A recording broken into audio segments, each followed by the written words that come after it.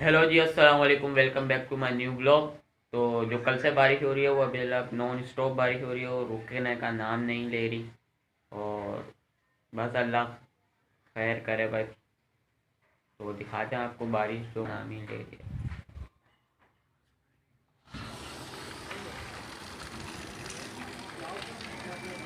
ये non stop बारिश हो रही है, सब जगह पानी भर गया है।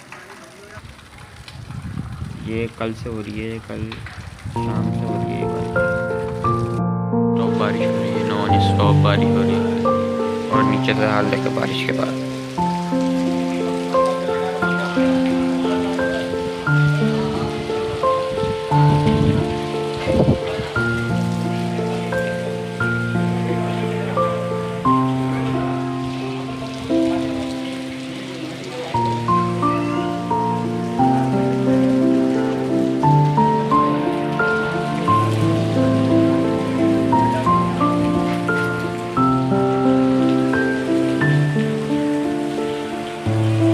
ये देखें, बारिश से बुरा हाल हो गया है सबका।